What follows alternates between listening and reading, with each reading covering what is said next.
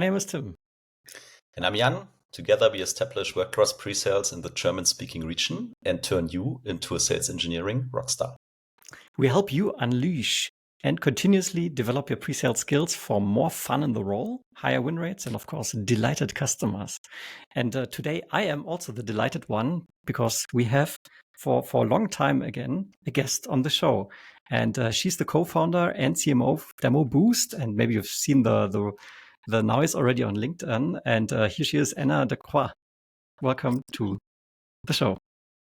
Thank you very much. Thanks for having me. Did I say your last name correctly? Yes, you did. That's French, isn't it? It is. All right, fantastic. So, Jan and myself, we have of course been observing that demoboost, aside from other software vendors that have entered the space of let's broadly call the category demo automation and interactive demos and so on. We can go into the topic in just a second, but obviously there's in the past, I would say 4 or 5 years, more activity happening in the space where solutions are being purpose-built for SaaS demos, for pre-sales, for sales engineers, and demoboost, of course, is one of them. Now, obviously, the name suggests that you specifically look at the topic of demonstrations, of software demonstrations. So let's open it up here and maybe start with a little bit of context. What role does the demo actually play in the bigger context of a sales cycle, in your opinion? Yeah, actually, we do. I think we have a lag.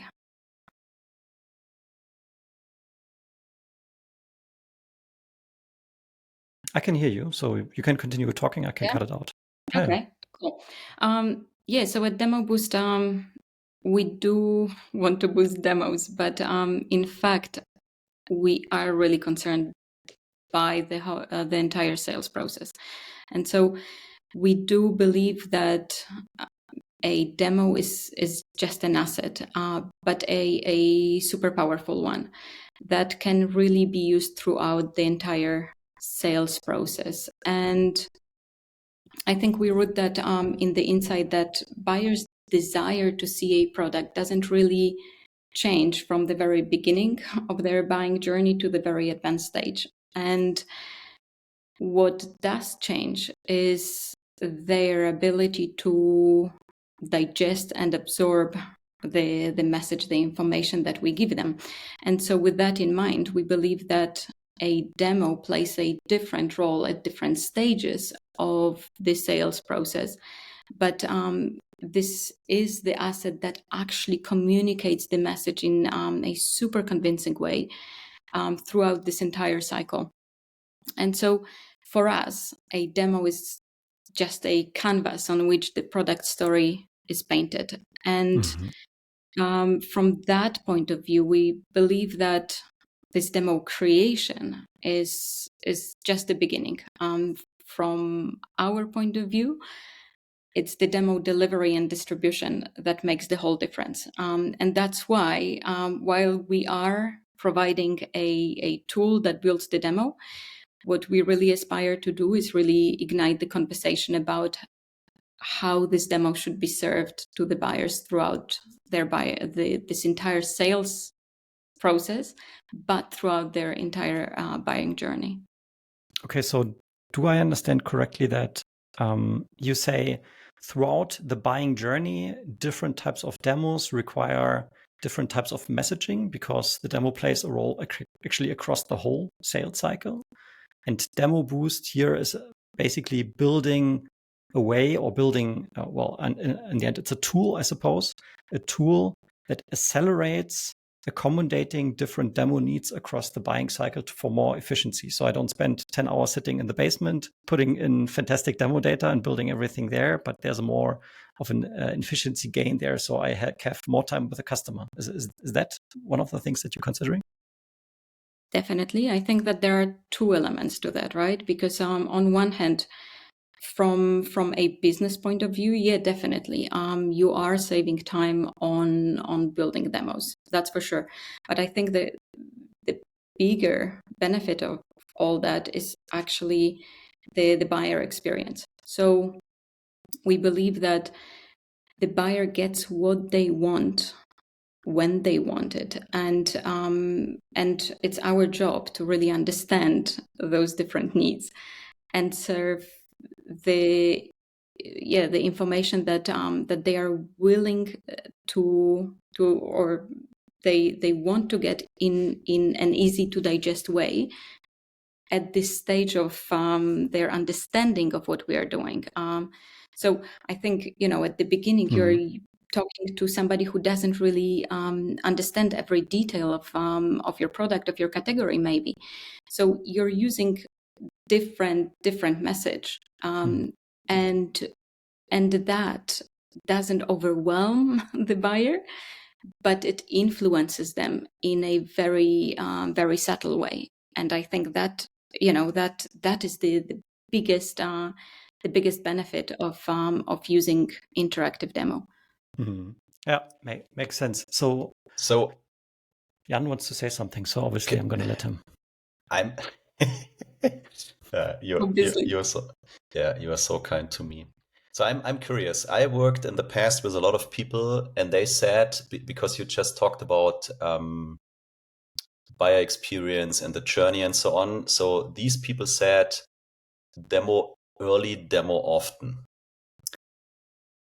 So if you look at it at the buyer experience, what would you respond to these people believing demo early, demo often is a helpful activity in the sales process? So you see, like, I am coming from a marketing background, right? And when we plan our influencing journey, we also are talking about a process, and it's about building the messaging and building this story. And I believe that there is something that sales, and in a way, like, it's not about sales learning from marketing. I believe that it's actually sales and marketing working jointly on influencing this one person that needs to buy. And yes, there are multiple touch points that are needed to convince to buy anything, right? And in here, we're talking about super complex product. Any software is a super complex and considered purchase decision that involves multiple stakeholders. So there is no way that you're going to sell, a piece of software through a 15 seconds TVC. It just doesn't happen, right? So you have to have those multiple touch points and multiple threads of the story and different angles, because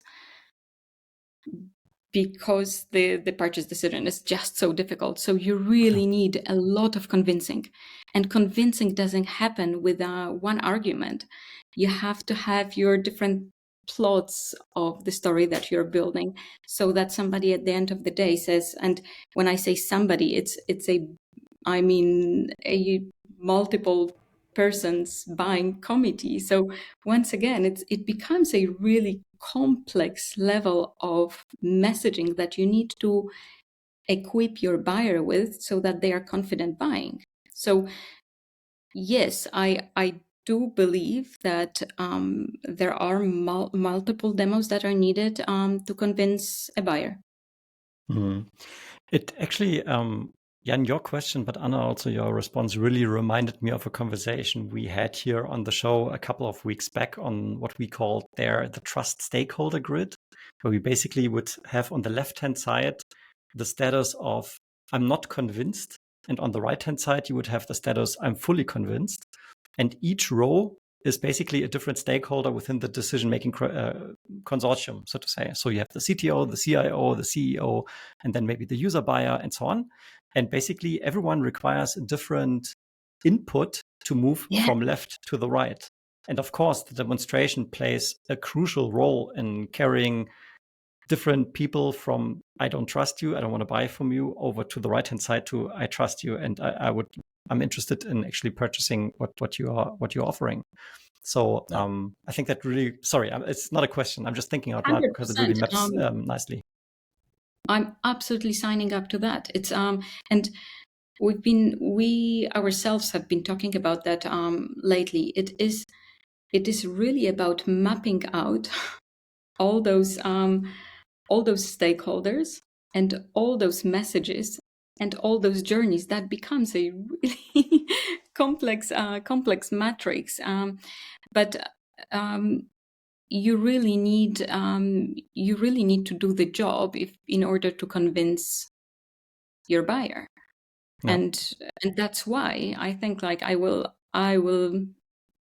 just build on this thread, because I think we also had this conversation about what about the interactive demos that are built super quickly. And there is this myth of building interactive demos in 10 minutes. And I think I've been talking about that as well, because I keep saying, if I showed my 7-year-old daughter where to click, she would build a demo in 10 minutes, in few minutes, for sure. That's how intuitive this technology has become. But is that going to be the demo that converts? No, it won't. And while it's tempting to think that, it's interactive demo can be built quickly, I feel like it's misleading, because it is not once again, it's not about building the demo. It's actually about this whole thought process that goes into that makes it convert. Yeah. Everything that we just talked about, Yeah. that's the secret sauce. And just to give you some context, so why I raised the question, the people I was talking about, for them it was not about differentiate between where you are and who you're talking to. For them it was demo, and at some point it will convert into something. And there I would say, no way, right?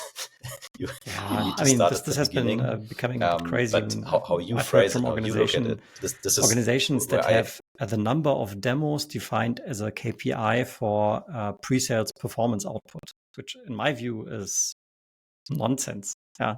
I would still argue, of course, that's a very idealistic state, but in fact, I think it was Patrick Pissang who said once on the show, the best demo is no demo, because if I don't require a demonstration to actually move from left to right in this grid that I was just talking about, then by all means, let's not do a demo. Let's fill out the security questionnaire. Let's confirm the requirements. Let's provide a reference that is in the same industry with the same use case. And if that's enough to convince individual stakeholders to say, yes, I trust you, yes, I would like to purchase from you, then we obviously don't need a demo. So yeah. But Anna, I want to pick up on the one point you just raised, because you said basically let's build a demo that converts, right? And in fact, I think this was something that also our audience is really curious about, because many of our listeners are sales engineers. They work in pre-sales. They do demos on a regular basis, probably multiple times a day sometimes. So the question really is fundamental to our role. How do we build demos that convert, and how do we balance sort of speed versus quality, which I think you already sort of glimpsed towards, how we can be quick but still have an output that is resonating with our buyers. Yeah, and I think there is this element of educating and providing information.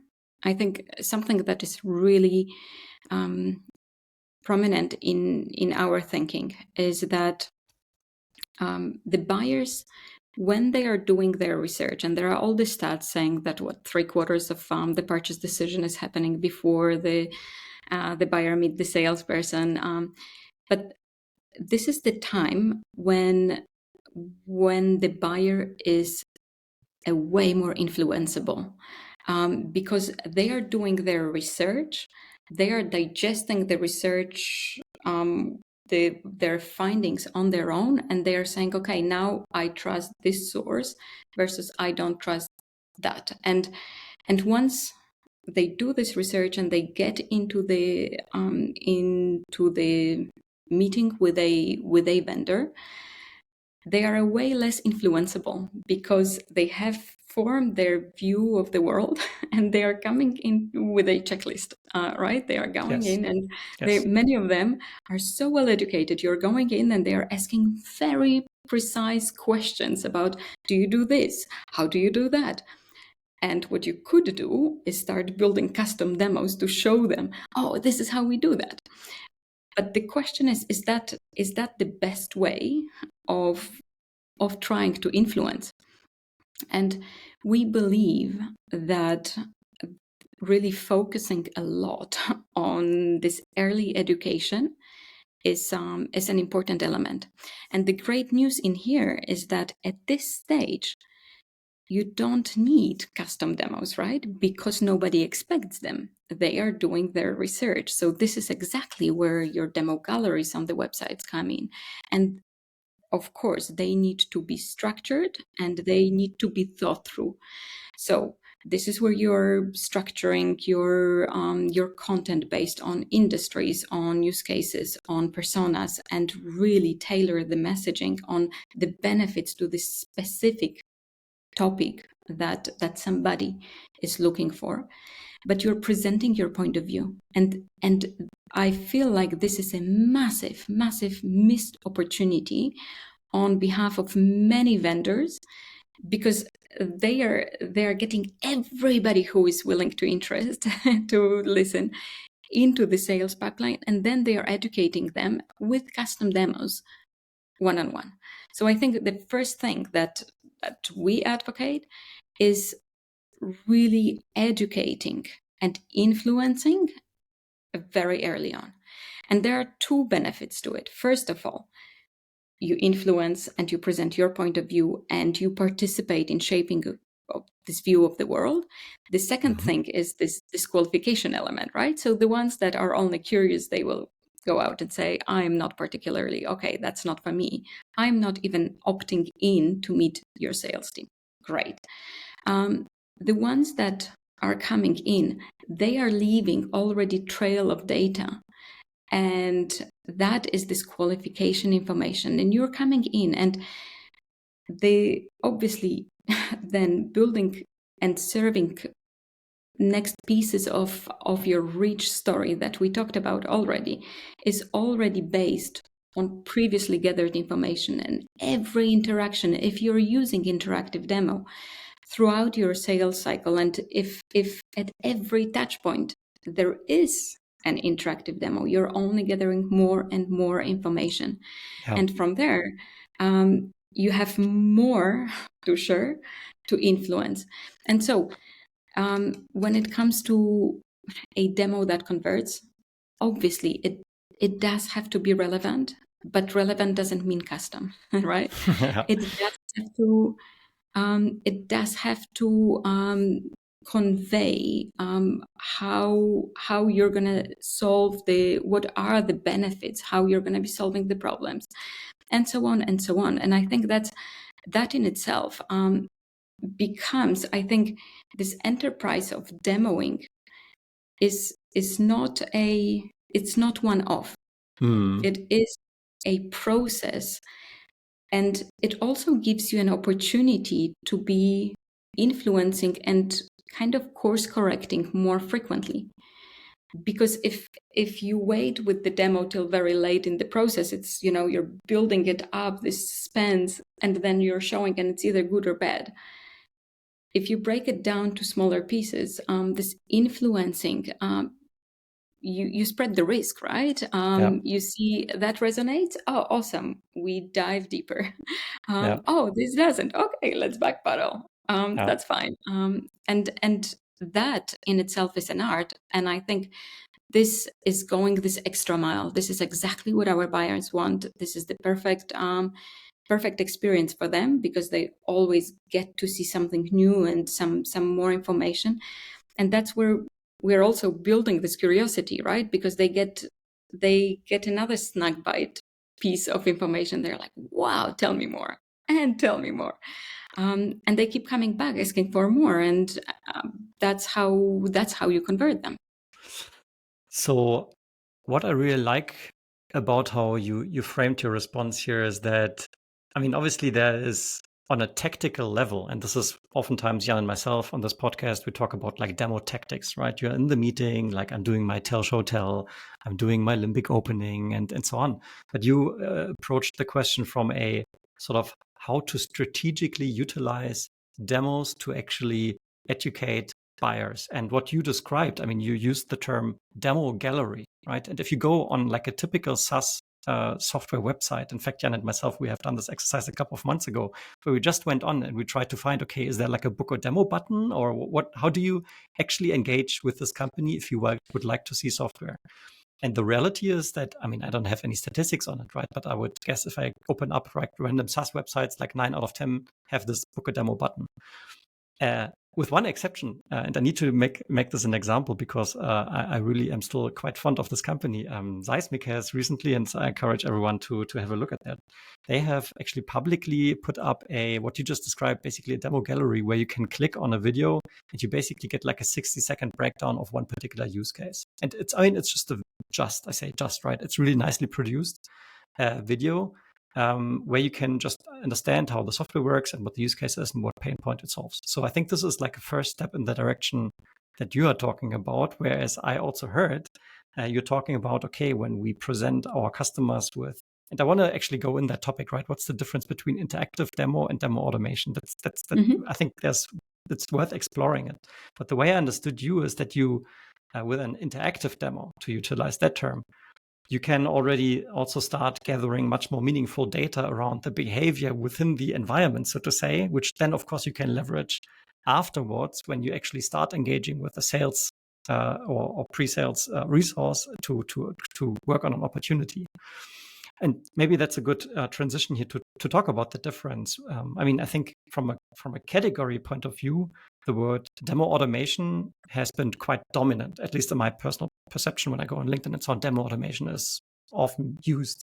The term interactive demo I haven't heard as often. So maybe you can shed some light on this for us. Where do you see the difference between the two?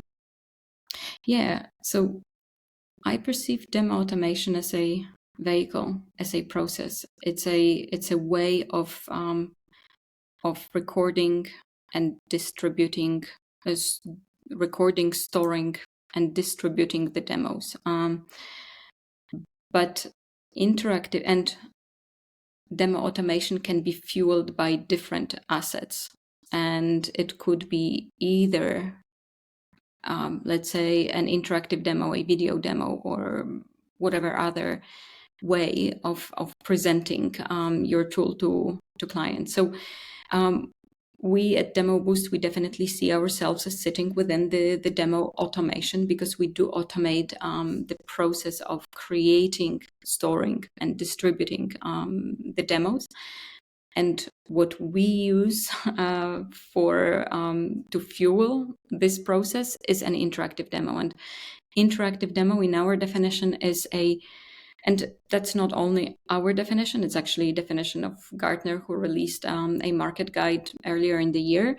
And they are talking about automated demonstration product or interactive demo product. And they refer to clones of an application that are being stored on vendors' cloud, that are guided, scripted, and narrated for the benefit of the visitor. Mm-hmm. So what it means in case of demoboost, we are, or our extension is capturing the 100% of the front end of the application. So HTML, CSS, JavaScript ends up in demoboost. We're capturing that. We're disconnecting that obviously from the back end, and later on we are using our tools to connect those screens in organized way, and we are adding narrative and all the bells and whistles to make those demos super engaging. So that's kind of how we see and define the categories. Okay, so in simple terms, basically when I was a user interested in purchasing maybe or having a look at a certain software. An interactive demo would mean I click on show me the demo button and I get a user interface that is indistinguishable from the actual thing. I can navigate, I can use it, but it's enriched with maybe some advice, some guidance, some insights that help me to understand, okay, what I'm actually doing there, and completely disconnected from any type of backend where the actual function would result. That's it. Yeah, fair enough. And ideally, there's maybe some qualification and discovery process beforehand. So before you guide them into like one area of your interactive demo, you have raised a couple of questions. I don't know what role you are in, what industry you're looking for, and so on and so on. And then you can even tailor it without talking to that person, because you have put some thought into it beforehand. Yeah, and that's when the magic comes in, right? Because there is a lot of talk about the value exchange when it comes to buyer and a salesperson, right? And this value exchange for a long time being negative because we are expecting a lot from the buyer and we're not giving them a lot in return. And what happens with interactive demo on your website? Imagine you're saying, hey, you are about to see a hyper-personalized demo for you. Just tell us what you're interested in. Are you in marketing, in sales, or what are you interested in? And then you see a different demo. And the value exchange, hey, you are absolutely willing to give a piece of information about yourself because you're getting something relevant in return. And that's when qualification becomes self-qualification, and you're gathering data that is true and reliable without really straining the relationship with the prospect. So 100%, that's a great use case for those demos. Yeah, I think you hit a nerve there, right? Without sort of, I mean, we often have the discussion, Jan and myself, like, of course, we are big proponents of doing proper discovery, right? And discovery often in conversations with our sales colleagues, when you say, hey, let's do, I know you've scheduled a demo, but let's do actually a discovery call, then the AE already has sometimes a bit of concern that it's not going to be as valuable for the customer, because we're going, I mean, I'm not saying that that's the best practice, right? But sometimes it's a perceived interrogation. And I think in some cases, and myself, I'm also guilty of it, I have maybe converted some discovery calls into an interrogation. But it needs to be valuable, right? Everyone should leave such a meeting so both parties have the impression, okay, I really learned something, maybe about the industry, more about a best practice. And on the other hand, as on the vendor side, of course, we want to understand how well our solution really fits to the pain point that is perceived. So I really love that what you are thinking about here eliminates sort of that friction that sometimes buyers perceive when speaking to vendors. And speaking about friction, another thing that I have observed in some of the SaaS companies I've worked for, that, for example, where you have an SDR role or an AE role, in those early, let's say, not fully qualified opportunities yet or leads, it would really make sense, at least in my experience, to also, for these roles, SDRs and AEs, to actually to demo, right? And quite often it's actually not happening. So maybe an open question to you, Anna, like in your view and the picture that you're painting about how it could be better in the future, who should actually be able to demo? And that's a super interesting, because when we talk to many organizations out there, the perception that we get is that in many different words or described in different ways, most of them wish that majority of all of their revenue teams are always ready to demo. And it's a mantra. It's at our organization, we want everybody to be able to demo. And then we start digging deeper, and it turns out it's not the case. And we even identified a phenomenon that we called fear of demoing among AEs. And it sounds like a really a thing. So, and on one hand, the fear of demoing is very present among the AEs themselves. They feel like, ooh, I only have one chance of, pushing this deal forward. If they ask a question and I screw up and I feel like I will make a fool out of myself, I better don't do it. I will invite SE to demo. And so that's kind of the something that happens a lot.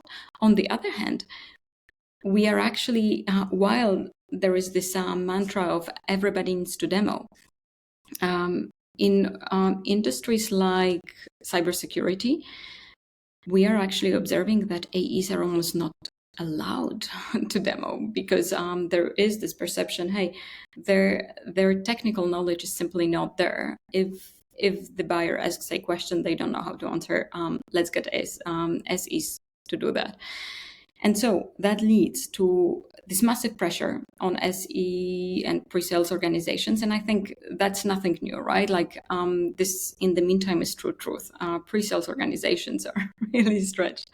So I think there is this this idea, well, the AEs are generally, we experience that AEs are actually demoing less than we thought they would. And SDRs and BDRs, they don't demo. There is very little demo presented at this very, very early stages of sales cycles. And that is actually massive missed opportunity because we already discussed about the potential benefits of actually showing those demos early on and gathering those data points from the very beginning and actually enriching your leads, your opportunities in your CRM to gather this super trustworthy and rich picture of who you're talking to. So that's kind of what we are observing. If you ask me what we believe should be the ideal scenario, we still believe that SEs have this unique position for creating a demo. So I personally would say that SEs should remain demo creators. However, with all the tools that or features that tools like demoboost offer, like speaker notes, like ability to create those ready-to-use demo templates and so on, the entire revenue teams should be able to present to some extent. And I think there shouldn't be any excuse for anybody who has contact with a client not to be able to talk about the product they are selling. And so I absolutely sign up to the mantra of always be ready to demo. And I hope that tools like ours actually enable revenue teams to deliver on this promise. Yeah. And I think that, I mean, in that future where hopefully SDRs and AEs can, enabled by technology, also facilitate that, I think then we have to wonder also what remains for SEs to do on one hand. And you just said, okay, you still see there is a need for SEs to exist. And in my mind, it feels not scary, but it feels like there could be a future where we actually can spend the proper time to prepare, dry run those super high level critical meetings where you still maybe need to show some of the back end, where you still need to go into super specific details that maybe an interactive demo at this point will not be able to map out, but it's still required to move from left to right. Where we actually can stick to those best practices that both Jan and myself are always preaching, because now is the time, instead of jumping from one demo to the next, which is in 90% just a generic dump of what I showed previously, to more meaningful but deeper work. 100%. I actually think that in this utopia world that I'm talking about, it's, the role of SEs is actually a way bigger than it is right now. Because if you think of that, the SEs who are building those demos across the entire revenue, the entire sales cycle, they are actually the co-leads on a deal. They own the sales narrative. They are the ones that empower the entire revenue team.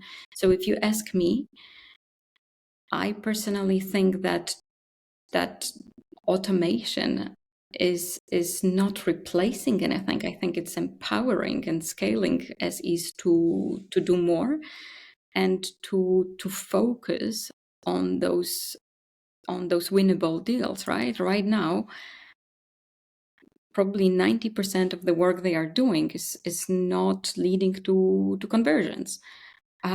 If they set and forget those demo galleries, they will be able to focus purely on those deals that are winnable and give them enough love to win them. Yeah. And as you said, right, so it's not about the demo itself. You said at the beginning, you see the demo as an asset, like very, very powerful asset. But if I go back to the role of an SDR or BDR, it could be a video, it could be a PowerPoint, it could be a Google Doc or whatever. So it's an asset, powerful asset, helping them to communicate the value and the story and transport it, right? And the magic happens before. The magic happens if you think about what is your ICP, what are they looking for, what are their pain points, and what do I need to address when I'm talking to them. And a demo is pretty nice to visualize it and to make it emotional, and so on and so on. And I totally agree with what you and Tim said. I think there we are going from a pre-sales organization, or there we should go from a pre-sales perspective, putting much more time into thinking about what is really needed, and then building the necessary assets and enable, train the organization, and boost them at the end of the day. Because if we have the right assets available for the whole organization, it will be an increase, a massive increase in efficiency at the end of the day. The marketing is already working, Anna. You noticed that Jan used the word boost. So there you go. Obviously, on purpose. Well, it's much appreciated. I have one last point I would love to go in here, and we touched upon it already briefly, Anna, and that's the topic of disqualification, right? If we currently look at a typical sales funnel, we already mentioned the role, you have like SDRs. Reality is in many cases, the SDR role is actually incentivized by booking meetings. So it's like a quantitative factor that is driving their behavior. For AEs, they often jump like weekly calls into their forecast meeting. And what is one of the metrics they're being judged on is obviously like deal velocity, which means bringing stage 1 opportunities to stage 2, stage 3, and so on. So they are basically measured on that. Now, of course, we discussed it. They then bring at some point in the SEs and hope they do the magic, and then the deal progresses further to closure. And that leads to some of the issues we're observing today, right? Where we jump from generic demo to generic demo with actually everyone is almost afraid to disqualify deals. So how do you see that properly working, or how do you observe that in the space, the topic of qualification and disqualification? Yeah, this topic was probably one of the biggest revelations for me after we have done this global sales process survey. So the revelation is we are all talking about the importance of qualification and how to qualify and different methodologies of qualification. But if you think about that, I think average conversion rate for a SaaS organization is anywhere between 10 to 15%. That means that 85 to 90% of all our work is not bringing results that we want them to bring.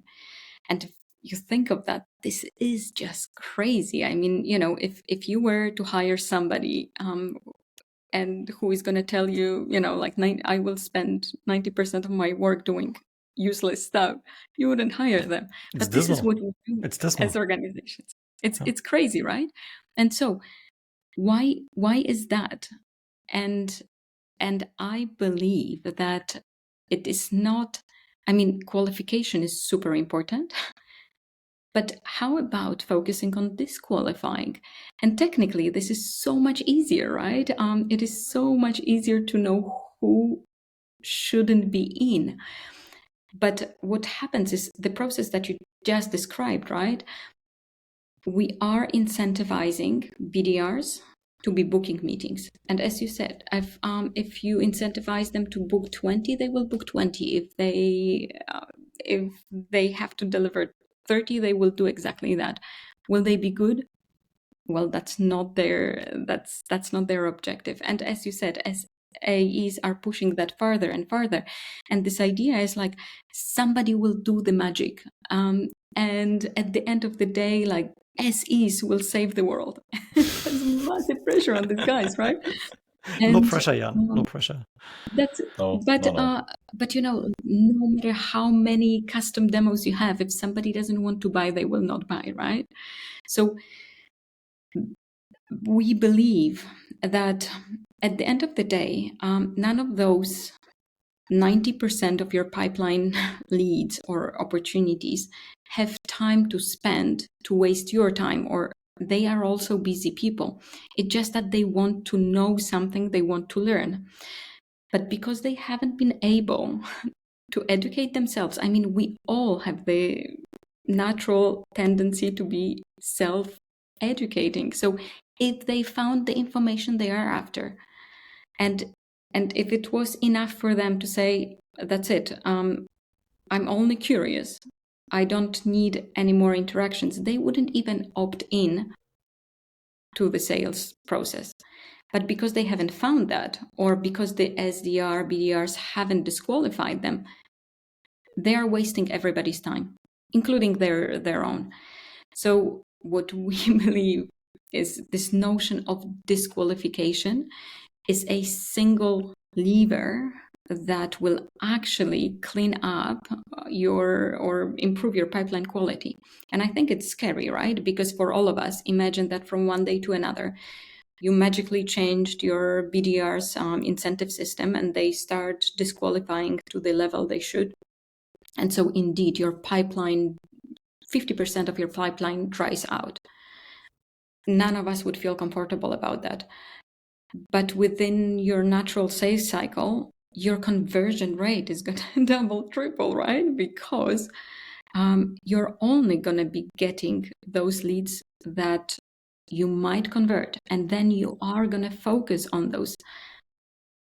Therefore, the chances of converting will increase, right? So yes, I think that's one of the points that I'm going on and on about, including our own team. We keep talking about disqualifying, and so one of the things, if somebody comes and tells us we are sending an outbound message and we talk about, this is what we do, would you want to know more? And the answer is, I always want to know more. Yes, let's meet. We're like, ooh, red flag. No, if you always want to know more, no, you are not into buying a solution right now. So I'm looking forward to join a forecast call where the sales leader asks the question, why have you not disqualified this deal on every single deal in the pipeline? I would love for the question to be phrased that way around, as opposed to, this has been qualified, right? Yeah, sure, it has. So wonderful perspective change. Thank you for that, Anna. And with that one, I would like to ask you the last question we ask everyone that is joining us on the podcast. So for now, thank you for sharing all the great thoughts that you and the guys at demoboost, guys and gals, of course, I have to say, are having there. I'm personally excited to see where it goes, and I believe there's a lot of potential in changing the way we operate in sales. And we talked about the efficiencies there, 90% of deals disqualified. I mean, that's just crazy. Never close win, better said. But the last question to you, I mean, our audience basically is like 95% SEs or SE leaders. If you were able to send a WhatsApp message to every sales engineer out there in the world, what would that WhatsApp say? It would say, guys, the world is changing. There is no way out. But I believe that we have a solution that can really address those changes and help you thrive within this changing world. And I actually think that this is super exciting. So I hope that we are all going to be on this journey together. Great. Thank you for sharing that, Anna. And with that, I will say this has been Pre-Sales Unleashed. This is your podcast for sales engineering and B2B software sales with Jan and Tim. If you want to unleash your pre-sales skills, or if you are a leader and want to do that with your team, feel free to reach out. You can reach us directly on LinkedIn. Glad you could join us. And until next time, cheers and bye-bye. Thanks, Anna. Bye-bye.